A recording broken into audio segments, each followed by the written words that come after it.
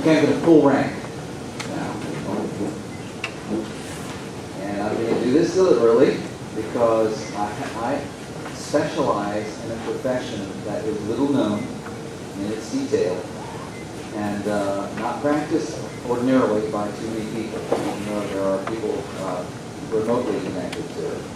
It's the field of identity, and identity is very heavily involved in human perception. The reason I say I'm going to pull rank is my understanding of identity comes from 25 years of practice in the profession with big companies, millions of dollars involved, and so it's no light thing when a company gets involved in its corporate culture. Translated into the Christadelphian community is the culture of Christadelphians, and how they identify themselves and by what means they identify themselves. It gets much more complicated than it looks on the surface. So, for example, when you see a company that has a name and a logo, to most people who have Adobe Photoshop, this is simply a matter of looking up some clip art, getting a logo, putting a name on it.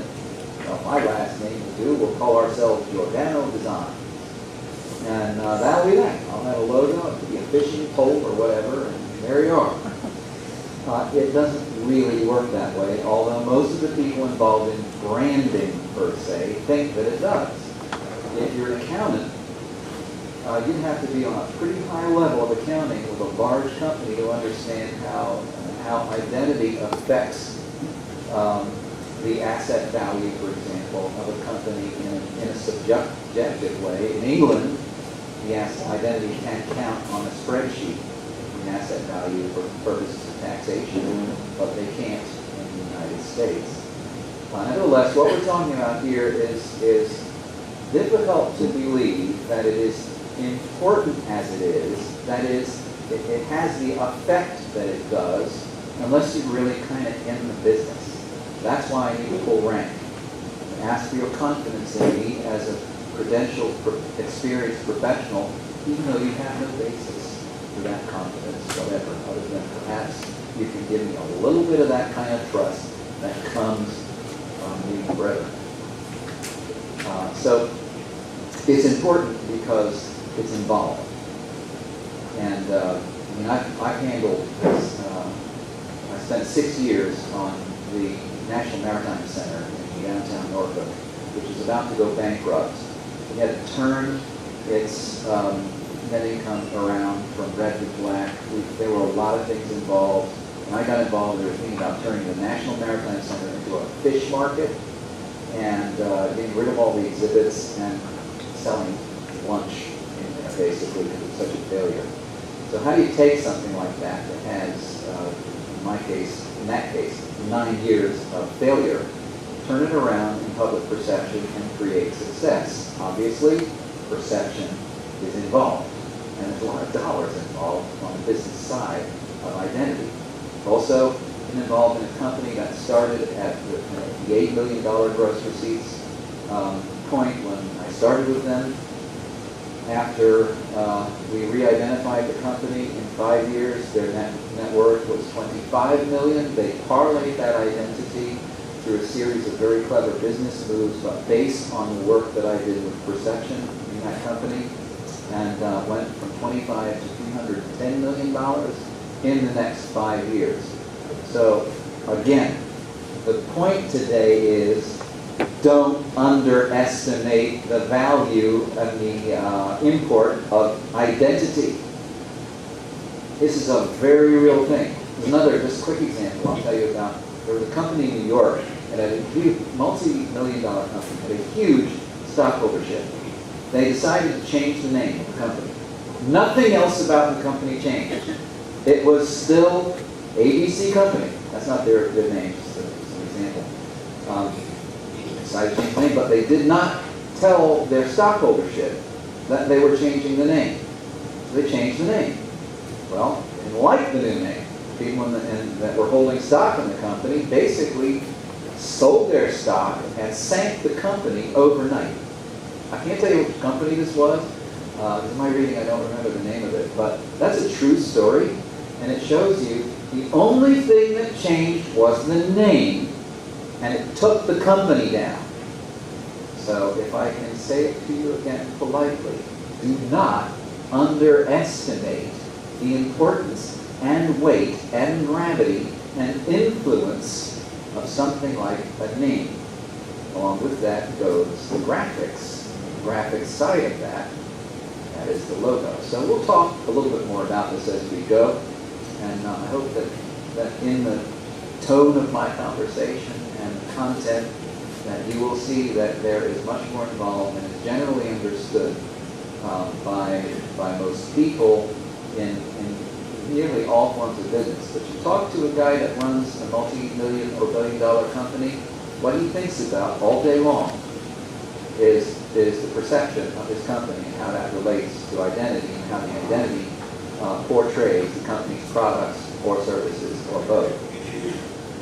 So today, in this portion, we're going to talk about identity profiles, but in the context of the truth and sameness of mind. Now, you will think at some point, I told Shannon, in fact, I have enough disclaimers today to spend all day on the disclaimers and not get around to what we want to talk about at all. That's how many disclaimers I'm leaving out in the interest of getting content and substance into our remarks. Well, I have even more in this area, and one of them I am going to bring to your attention, and that is, I don't mean, in speaking about this side of it, to trivialize the truth and its importance in the illustration that I'm about to use. But you will think that I am, and you'll understand when we get there. I don't mean to trivialize this, so please bear with me in the illustration, because the only way you can speak about the complexities of it is to step out of our situation, look at it with a bit of neutrality and objectivity in a very simple,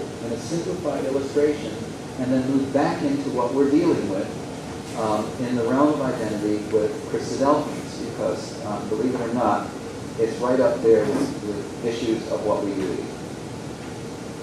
We're looking for sameness of mind. This is the basis of our fellowship in Christ. It starts with our understanding of the truth, but it continues into all aspects of the truth. How we practice the truth, how it affects marriage, how it affects the raising of children, how it affects our assembly, and who speaks and who doesn't speak, and what that means, and all these things that turn into issues that are challenged by people who take off on an independent route and start to do things differently from the way we have always understood them and formed our culture to be. This isn't in defense of independent assertions. It's more in defense, that is in context here, of being perfectly joined together in the same mind and in the same judgment. What we want to look at is what is required from each of us and from all of us. In this problem, the disparity that exists with Christadelphians, we all know that it starts with doctrine. It's rooted in doctrine. But because of that, it is also integral with fellowship practice. And these two things either operate together as the problem or separately as the problem. Well, they're always involved in the problem. The first leads to the second. And so we tend to kind of simplify this into two areas of consideration, doctrine and fellowship practice. If we resolve the doctrine, we have not yet been able to resolve the fellowship practice because of the way everything links up, right? So even if we get doctrine worked out, fellowship practice still stands as a barrier. And one way or another, they keep us cycling around in one effort after another to solve the problem. My own belief is, in total acknowledgement, that these are the two primary aspects of our issue in division.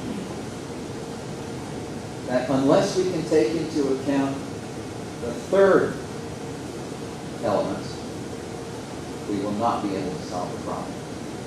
And that affects our understanding of what we are dealing with. So let me show you what that third one is. It's image. You don't know it, and this is true of corporations. I'm telling you, I've proven this by interviewing people inside multi-million-dollar corporations. The entire executive staff and management, you interview them, they do not understand how image works. Most people don't understand because it's a bit of an esoteric science of human perception and related to business. But In the Bible, this is spoken about in several different contexts in different ways. For example, we know that we judge by what our eyes see and our ears hear, and that's at fault. It's a weakness. It's not a strength. Because if we were able to judge by reading the heart, as God does, that would so clearly establish a better understanding of what we are working with in perception than simply face value. When Jesus was judged by what their eyes saw and their ears heard, he was misjudged. We're told this in Isaiah, through judgment and envy, he was taken away. So they envied him, and they also judged him. And all of this was based on perception. And the perception was wrong. So there's no justifying wrong perception. However, inevitable it is. Most of us have to deal with wrong perceptions all our lives because that's all we have. How many times have you caught yourself having some judgment about some ecclesial condition only to find out that you didn't know something? Some additional information comes in, and you very quietly, privately admit to yourself, well, I guess I was wrong about that. And, we don't like that to happen, but when it does, it's kind of stark as to how far off we can be in our perception if we are suspicious of something that winds out to not be true. And usually, brothers have exhorted on this. One in particular, Brother David Levin, pointed out in his studies in counseling that when we have a suspicion about somebody, it's really, they're innocent of that suspicion. Suspicion is coming from our mind. We're the ones that are guilty of our own suspicion, especially if it's not verified. But we have them anyway. We are by nature suspicious. Maybe there's some justification for suspicion in some place, but in the Bible it's called evil, and we're not supposed to participate in it. These are, Paul called them base suspicions. Base suspicions are perceptions, and perceptions come from what our eyes see and our ears hear. There's a severe limitation in the area of perception, which is right where this consideration of image is. So that's what, in some cases, produces this strong difference of opinion. Somebody made this illustration to dramatize the point, which I have now taken here because it does it so well. These two gentlemen obviously have a problem with one another. I'm guessing from the look of them that it's based on what their eyes see. Never mind what their ears hear, that obviously is involved too, but it creates dispute, of which Paul said avoid, disputes about words and senseless controversies, because they don't give us what we need to operate in the field of Christ's work. They take away from that work. They distract it. They suck up all the energy that otherwise should be asserted in that work. And so we have to look in our work also in the context of dispute if it keeps us from the very things that Jesus told us to be involved with primarily. In other words, what we're going to consider now is how we can be less like that and more like this, where our minds operate with the precision of a Swiss clock in unity. I realize that's probably an ideal, but we all know what it's like when we do. This is that part we come to that I ask you, please don't think that I am trivializing anything. I don't mean to say that one group is Coke and the other group is Pepsi. They're both sweet, so we can drink either one. That's not the point here. See, as we get into this, that there is a point to be understood in the illustration, the overly simplistic illustration of Coke and Pepsi, where name and image are involved.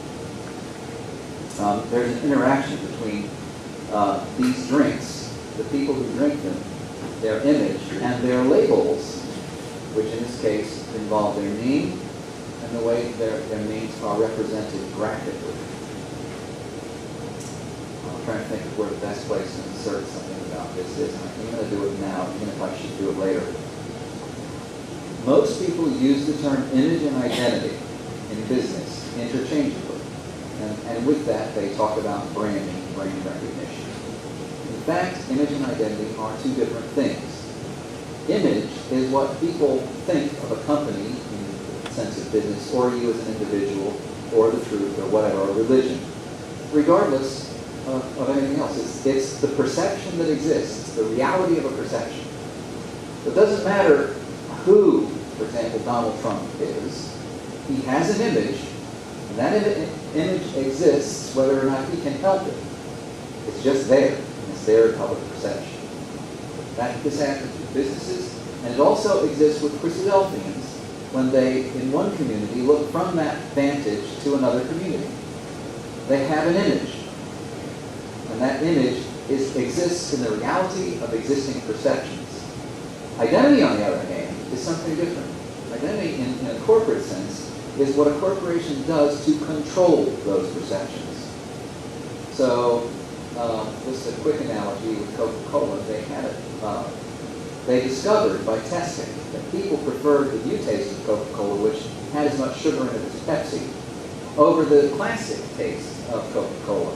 So they tested this with all kinds of controls, with focus groups, and they proved in testing, their marketing department proved that people preferred the taste if it was a little bit sweeter, had a little bit more sugar in it, like 18 teaspoons instead of 17 per can. I don't know, but they proved it. So they came up in the 80s with New Coke, and they introduced it to the world.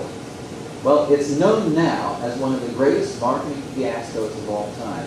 And the reason for that is that New Coke may be preferred in blind taste studies, but it disrupts what people have about Coca-Cola and their image of what Coca-Cola is, what it means to them. And so in that fiasco, Coke has to come back with its identity program, put the old Coke bottle on a little round cap and with the phrase, always Coca-Cola, meaning to ensure the public. They got sued by people for changing the formula of Coca-Cola, which to this day remains secret. But it was so serious in terms of the image. Coke is not about its taste. Coca-Cola sells because of its image, and its image is related entirely to how people perceive Coca-Cola, what that means to them. So this is all involved, and we'll relate it in a little while, to Christadelphians and their perception of one another when they have evolved into two different communities. Now let's go on a little bit further here. So what we want to talk about is how people perceive labels and their substance. So the label is what you see on the bottle or the can of Coca-Cola. The substance is both the taste of the drink and the formula that makes that taste. In Coke's case, it's a secret formula that makes the substance, that classic substance that is, when you're hot, we were talking about this the other day, you just let Coke go down.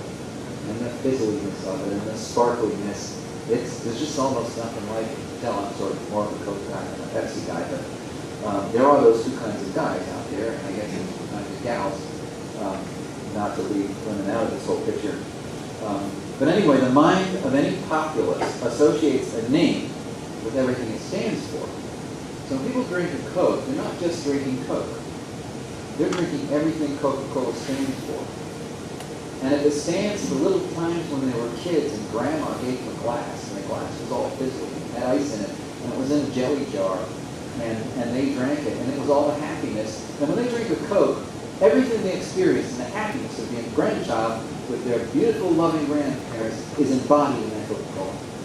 And if it was the thing that made them feel so good one day, when everything was awful, and they finally resolved the problem, and they drank that Coca-Cola, embodied in just the name Coca-Cola and the can Coca-Cola and the drink, the taste of the drink when they drink it, is this experience of relief that they've had all their life, as well as there being a secret formula that is locked in a safe in Georgia, and only the president knows about that secret formula, and all this mystique. All that is embodied in when they take a sip, and that's just so good. And their whole life, if that's what they had to drink as a child, from that time to the time.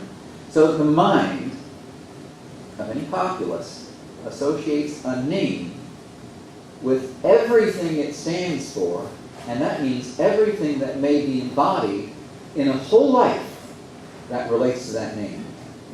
So in that sense, you can see how this gets to be pretty important. So labels mean more than what they say, is what we're trying to say in simple terms, and that means that substance means more than what it is made of. Substance involves a lot of psychology and a lot of perception that goes into what it's made of. In the case of Coca-Cola, for example, does anybody know how that design came into being for the Coke can? That's a label flattened down from a Coke can. The way that came into being was sometime in the 60s they realized that it was too expensive to produce Coca-Cola in the famous classic Coke bottle because everything was moving to cans and plastic bottles.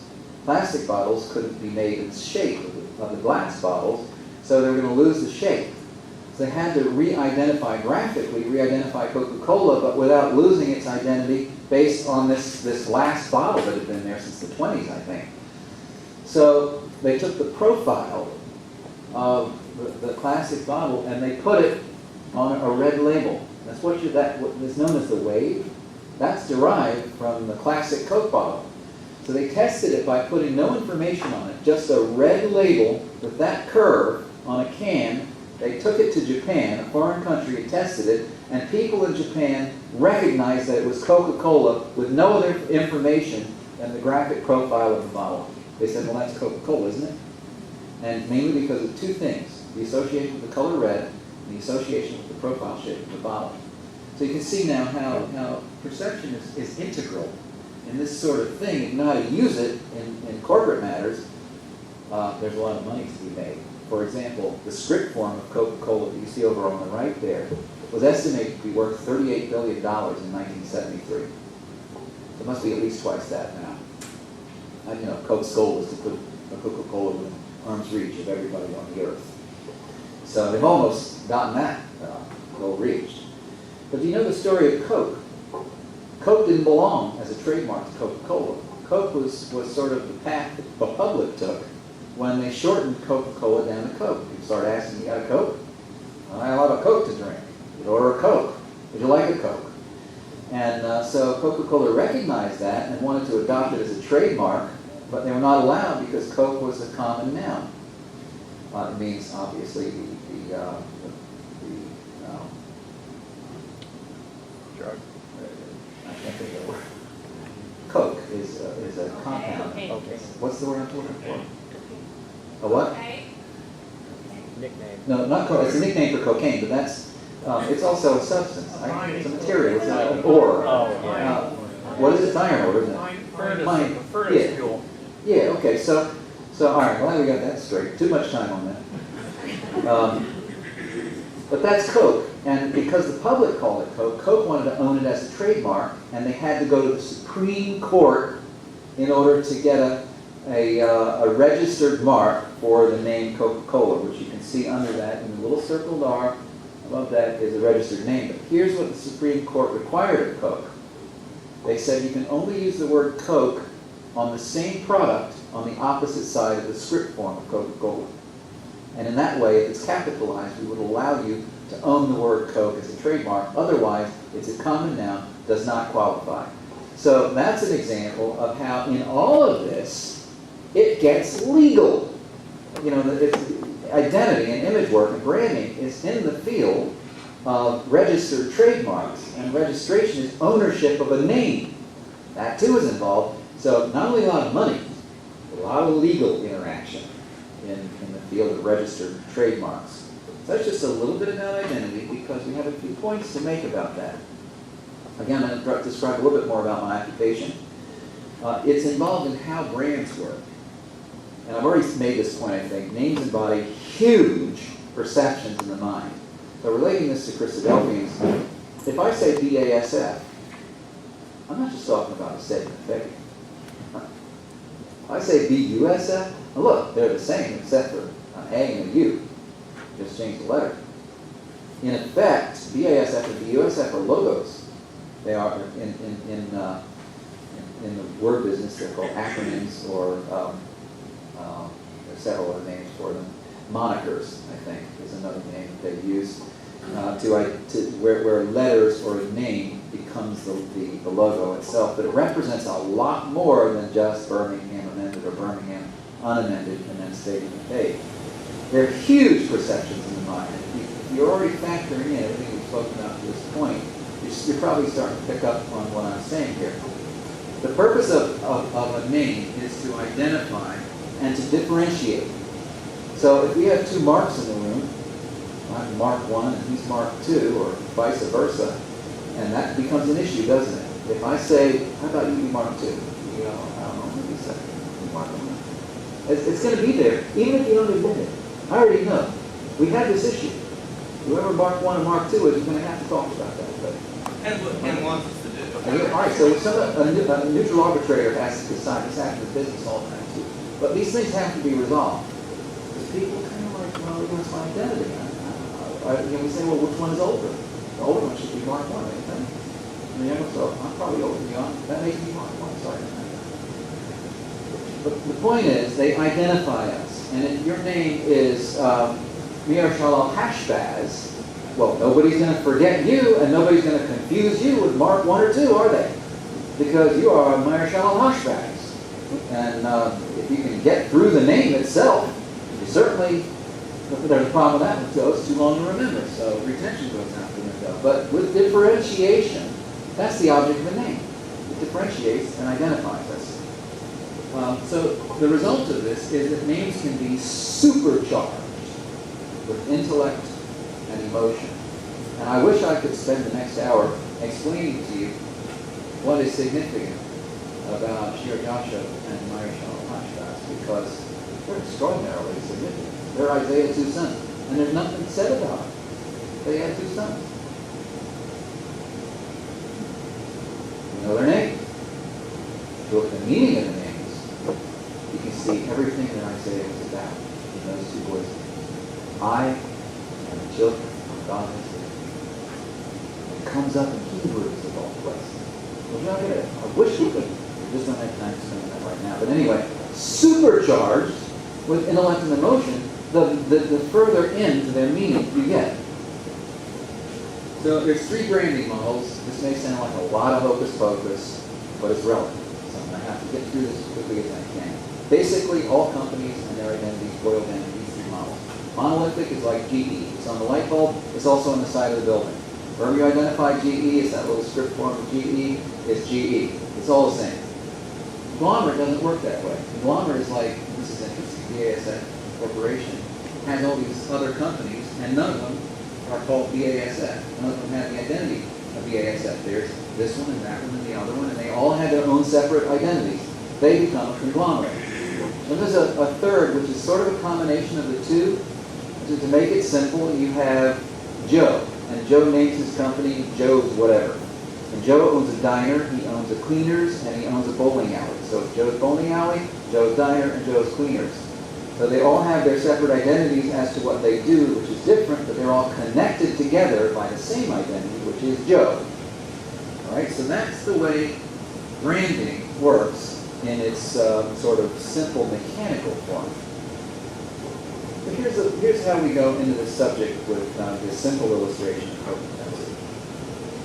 There's Coke and there's Pepsi. The people who are dedicated to Coke don't drink Pepsi unless they have to. Honest, they have to though, and it's hot. Okay, but I wish I had Coke. And it's like, no Coke, Pepsi. I'm sure. People who drink Pepsi won't drink Coke, and people who drink Coke really don't drink Pepsi, but they sure wouldn't drink them from the other's label. In other words, if you put Coke, if you put all the names on a Pepsi bottle, I don't think either Coke people or Pepsi people would like it. You might be forced to drink it, but nobody. What are we drinking here? What is it, Coke or is it Pepsi? You can't take Coke and put it on a Pepsi bottle. You can't put both names. What is it? I like Coke. Don't show me a Pepsi bottle when I want to drink a Coke. I want a Coke to be on a Coke bottle. See? They want, and this is the way it works in the marketplace. People just won't go for something like that. If you have a merger, you got to work that out in identity too, and that's complicated and illegal and involves millions of dollars. So they won't drink Coke from a Pepsi bottle either.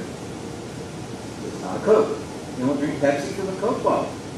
Coke is like, put Pepsi on a Coke bottle.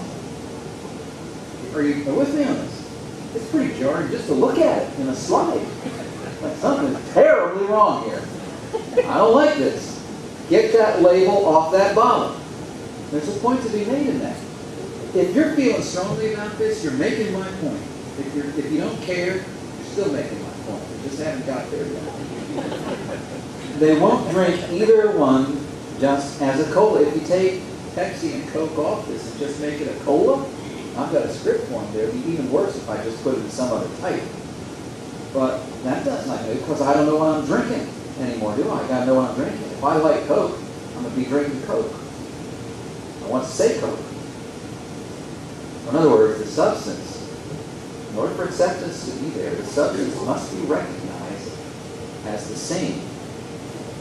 Sameness is assured by one label. If you have two labels for the same substance, it doesn't work. It's confusing. It won't work. It doesn't matter whether you realize it. In corporate identity, nobody realizes this in the company, and it's in all of its audiences. They don't really operate. They need somebody like me to come in and charge them all this money to explain it to them. They still don't understand it because it's too simple to be true, but it is true. Sameness, consistency, as it is in corporate service, products and services, is assured, quality assurance, from a label. And that label has to be the same like Sun-made raisins from the 20s to 2016. You guys see that Sun-made on there? She's changed her appearance a little bit, but basically it's the same. Welch's always means what Welch's wants it to mean. Kodak always means what Kodak wants to mean and what the perception is. Interestingly enough, Kodak has changed the meaning of its association over time. Let me get into that.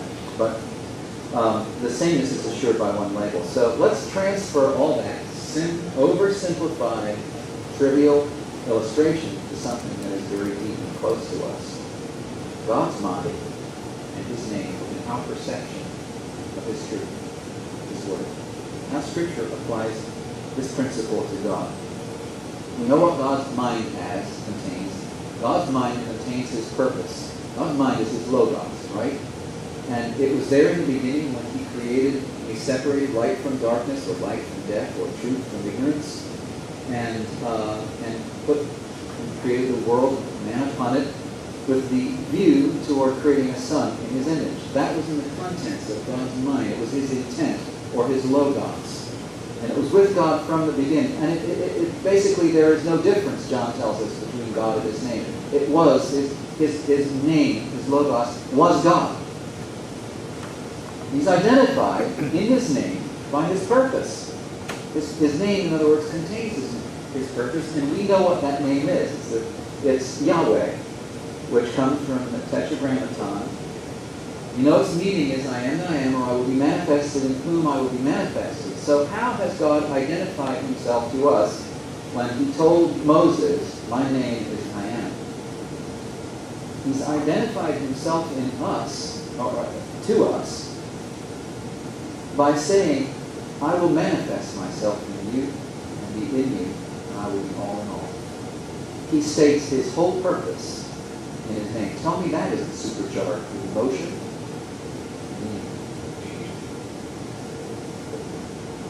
Let's look at Christ's mind and His name.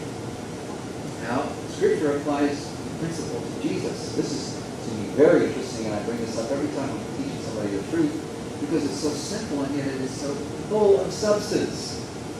The relationship between the name and its substance. God's mind is manifested in His Son as His logos. And Jesus' name, as we know, is Jesus Christ, or Savior Messiah. Okay, that's what Jesus Christ means. Well, Jesus' whole purpose, like His Father, is there embodied in His name. Because He came the first time as Savior. He became the Savior of the world by dying on the cross and becoming a high priest in heaven, ready to return and take His role as the Messiah in His second coming. So His first and His second coming are in Jesus and in Christ. His first manifestation was to deal with sin on a personal level, which He did by going to the cross. His second manifestation, Christ, or Messiah, He deals with sin on a global level when He begins that dealing by delivering Israel as their Messiah and then establishing his throne in Israel and becoming king by subjugating the nations to his authority, the authority of his Father, when we know that God is finally with us. So, in the name Jesus Christ is his first and second coming, and the way he dealt with sin on a personal level, and the way he dealt with sin on a global level, will deal with sin on a global level. That's a lot in the name. It's just as much, as a matter of fact, and it's still in unity with his Father's name, Yahweh, where God promises to be one with us ultimately in the future. So now, having sort of thought of that in the context of God and how he uses a name and how rich with substance it is, and Jesus and how rich with substance his name is, let's look at how these principles apply to Christendom. Because we have labels, and those labels represent substance of what we believe. And then that substance stands as a perception of not only of what we believe, but of what we don't believe. If that substance changes, apparently to us, in views held by an alternate community.